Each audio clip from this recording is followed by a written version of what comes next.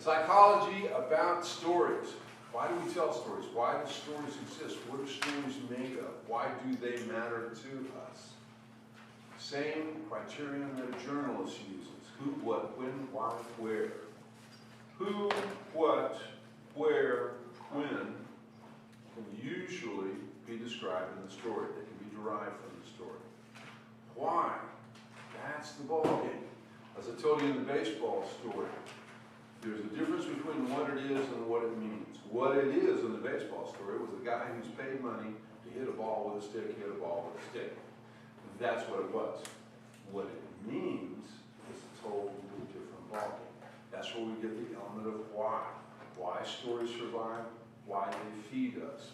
I've come to the conclusion, this is my personal theory, doing the reading that you guys did, reading the freshman reading list, it occurs to me, one of the reasons why stories are very important to us is that stories are about us. All stories are about us. There's something of us in every story. Some relate stronger, some relate less strong, but one way or another, because they are a human experience, we make some kind of connection with that. A universality of thought kicks into this. Cecil Woodall died on September 21st. He was my father's closest friend for both of their entire lifetimes.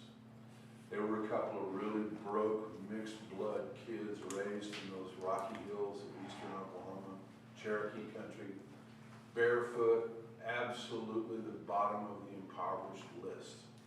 And they were inseparable. They grew up as just wild country kids. And my dad's older brother, Rod, and Cecil's older brother, Hood, were the same age and they did the same thing. They were friends as long as they lived.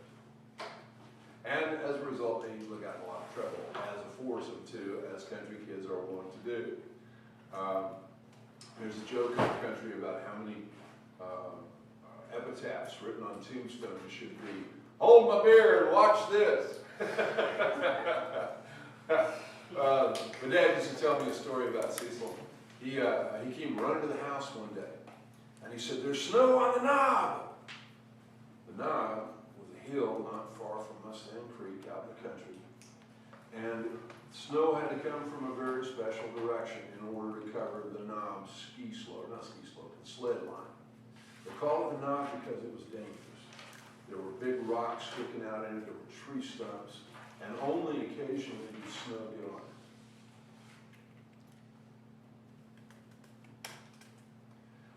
So Cecil came running over and said, "There's snow on the knob."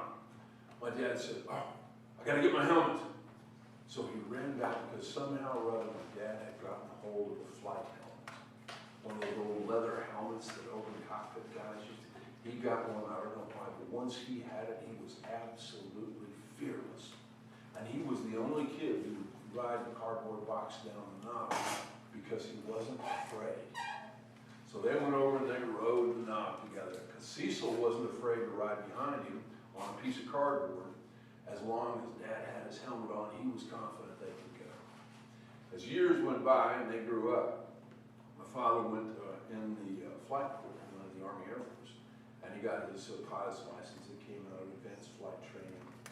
And he happened to have a 5-day leave, which brought him back to northeastern Oklahoma.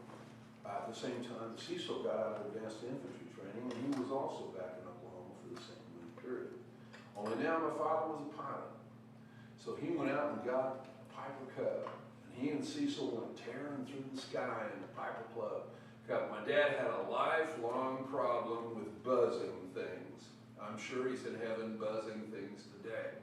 And buzzing, when you're a pilot, means you bring the plane down really low, really fast, and you skim something. And because it was out in the country, my dad knew where everybody lived, so he was out there in the Piper Cub with Cecil in the back, and they were buzzing everybody's house. And people would come running up, chickens were running away, they'd come out and yell at him. And as he told me later, he was trying to knock the chimney off Cecil's house with one of his wheels. That's how low he was going. Well, Pud, Cecil's older brother, ran out. He was angry. He ran out, he took a piece of firewood and threw it as high as he could. Dad eventually went on to fly a few combat missions at the very end of the war with the 8th Air Force in England.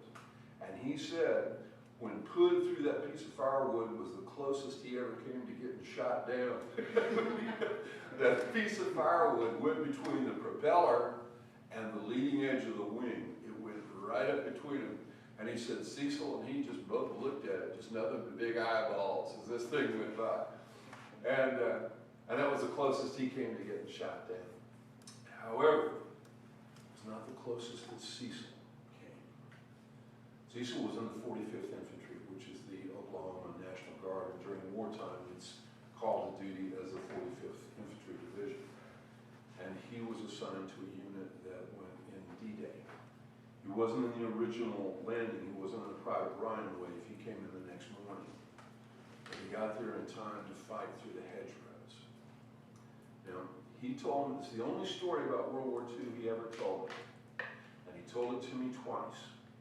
Once when he was in his 40s, once when he was in his 70s. Same story. And both times he had exactly the same reaction. His hands shook, tears came down his face, and he was fighting for breath. 50 years after it happened. For inland from D-Day was an area they called the hedgerow.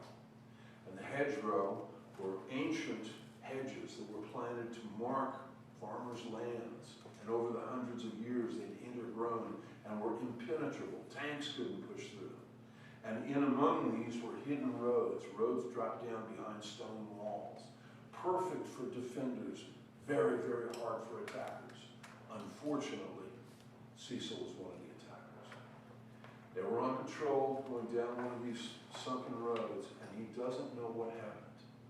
Some kind of explosion went off, a grenade, a shell, a bomb, he doesn't know. But everything changed. He's unconscious, laying on his face, and as he awakens, he hears, pack, pack, pack. And he very gently opens his eyes and he doesn't move. And he looks to the side, and all he can see are American soldiers laying on the road. And standing in among them are German boots. They're different than our boots. They weren't lace-up, they were pull-on boots. He knew they were German boots. And that pack was a German officer going from American to American, shooting him in the head with a pistol. And as he got closer to Cecil, he got right next to him. Cecil said he took a breath. All he could do was just hold his breath. And then he heard the sound of metal scraping on metal. And in an instant, he knew what it was. It was the clip coming out of the gun because the officer had used all of his bullets and he was going to change clips. And in that split second, he leaped to his feet and hit that officer as hard as he could, right in the snot box. Knocked the officer down. The officer was just wide-eyed. Cecil turned and ran. He couldn't run right or left because there were German soldiers there. And ahead of him was this stone wall. It was too high for him to go over. And he said, I saw a hole a rabbit couldn't get through. And I focused on that hole, and he ran at a dead run. And as he ran with that intensity, the intensity of emotion, time changes, time slows down.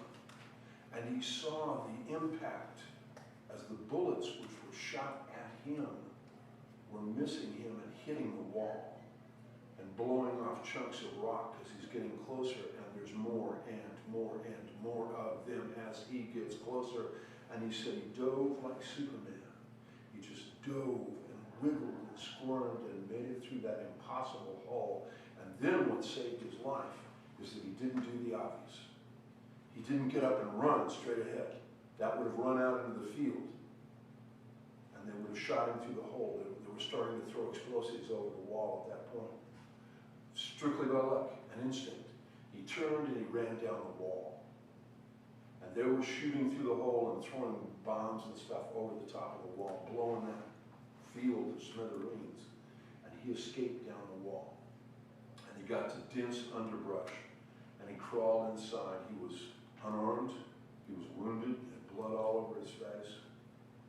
And the shake started.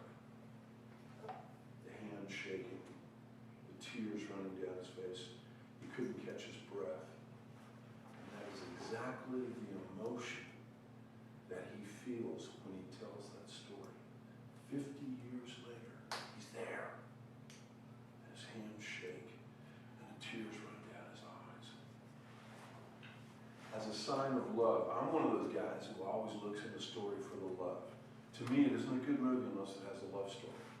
That's the base. There's a basic element of hope there. The love story of Cecil was that he made it through World War II. He fought as far as Czechoslovakia, and he got back. He made it back home, and he fell in love, and he got married, and he had kids, and all he was trained how to do was kill people with a rifle. And he said it was the only thing I was good at. In order to make a living for his family, to feed his kids, he went back in the army to fight in Korea, in the Korean War. And he did 2 tours in that war. And finally, he didn't have to go hand to hand in that war. He got out alive, he came home, and he lived a long life, self-employed, building homes. And everywhere he and his family were, they left behind them beautiful homes that were in counterpoint to what he had gone through. We tell him the story to act as testimony, as testament to his experience.